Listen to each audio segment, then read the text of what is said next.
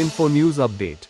A large quantity of ganja was recovered by police during an operation in the deep forest area of Daswupara under Teliamura police station.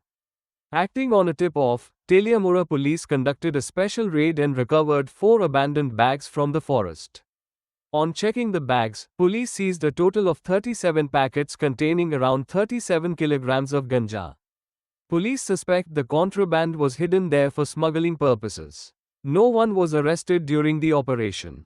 However, a case has been registered under relevant sections and investigation has begun. Police are trying to find out who is involved in the racket and the source of the ganja.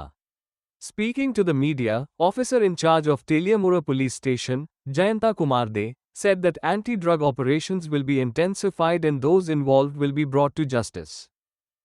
আমাদের কাছে secret information ছিল যে দাসুচন্দ্র পাড়াতে illegally কিছু গাঁজার packet store করা হয়েছে। তো অ্যাকচুয়ালি এক্স্যাক্ট লোকেশনটা আমাদের কাছে ছিল না, তারপরও ভেরিফাই করার জন্য আমরা ওখানে গিয়ে ভেরিফাই করি। তো আমাদেরই নেতৃত্বে ছিল ইন্সপেক্টর অজিত দেববর্মা, ডব্লিউএসআই সুমিত্রা দেববর্মা এবং আমাদের এসআই বাবু। তো ওনারা গিয়ে স্টাফ নিয়ে ওখানে গিয়ে সোর্স মোতাবেক ওই জায়গাতে খোঁজ করেন। তো খোঁজ করার পর আমরা দাসুচন্দ্র পাড়ার অ্যাকচুয়ালি রেল ক্রসিংয়ের পরে ওখানে যে জমাতিয়া বস্তি আছে, তো ওখানেই খোঁজ করা শুরু হয়েছিল।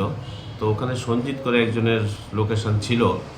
তো ওখানে গিয়ে তো কিছু পাওয়া যায়নি, কিন্তু ওখান থেকে দেখা যায় যে গভীর জঙ্গলে যাওয়ার যে রাস্তা আছে, সেই রাস্তা দিয়ে কিছু ফুটপ্রিন্ট মার্ক ছিল।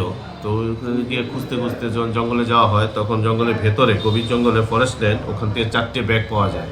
যে 4টে ব্যাগের মধ্যে টোটাল 37 প্যাকেট গাঁজা পাওয়া যায়, যে প্রত্যেকটি প্যাকেট 1 কেজি করে, 1 কিলো করে।